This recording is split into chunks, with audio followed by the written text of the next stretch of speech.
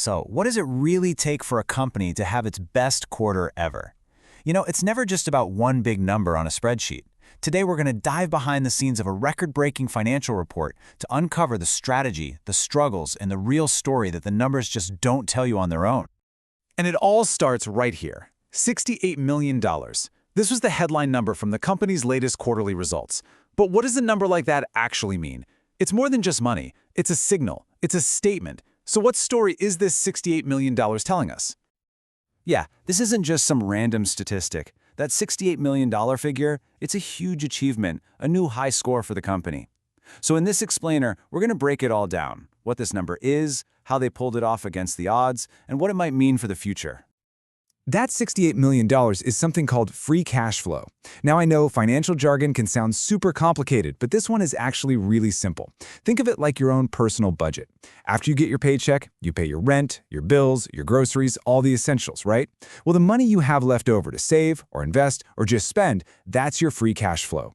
For a company, it's one of the most important signs of its financial health. Okay, so just how big of a deal is this record? Really, let's, put it into context.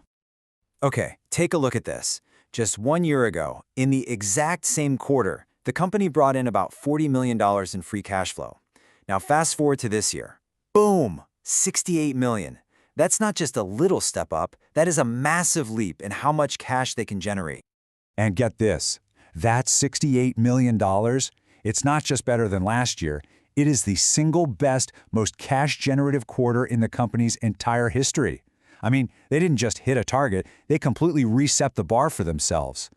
But here's where the story gets really interesting. This record didn't happen on a calm, sunny day. No, the company was actually sailing through some pretty serious financial storms to get here. Right, because this didn't just happen out of nowhere. It was earned while they were juggling some major challenges. Let's dig into what they were really up against. First up, they had to write a pretty huge check for almost $29 million. This was the final payment to settle a big class action lawsuit. Think about that. That's a massive amount of cash flowing out of the company, which makes hitting that final free cash flow number even harder. And on top of that, they were dealing with a timing thing. You know how sometimes you get paid a little early? It feels awesome for a minute, but things will even out eventually. Well, it was kind of like that for the company. They knew some cash that had come in early in past quarters was scheduled to flow back out this time. So they were basically fighting an uphill battle against the giant payment and this expected cash reversal. So they set a record, they fought off these headwinds. Where did that leave them? Let's take a quick look inside the company's vault at the end of the quarter. All right, here's the snapshot.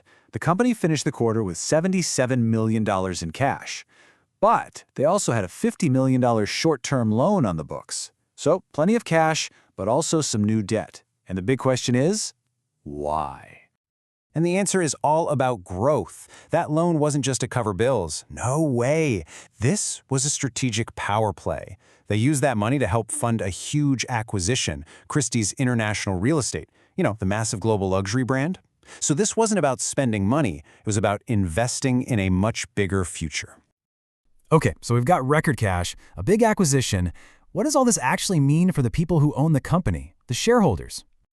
You see, whenever a company reports a profit, an official, by-the-books profit, there are rules. And those rules say you have to show the entire ownership picture.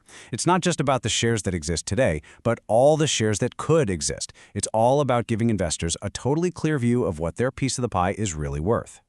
So let's walk through this, step by step. First, you have what are called basic shares. That's about 560 million shares out there on the market right now. Simple enough. But then you've got to think about potential new shares, things like employee stock options that could one day become real shares. And when you add all of those potential shares to the basic ones, you get what's called the fully diluted share count, which brings the total to just over 591 million. It's the most complete, honest-to-goodness way to look at the ownership structure. All right, so let's zoom out for a second. The company just smashed its all-time record for cash flow, and they did it while facing some serious challenges. They've swallowed up a major new brand, and they're sitting on a big pile of cash. This doesn't feel like an ending at all. It feels like a starting line. So the real question is, what's next? With all this momentum, what's the next big move going to be?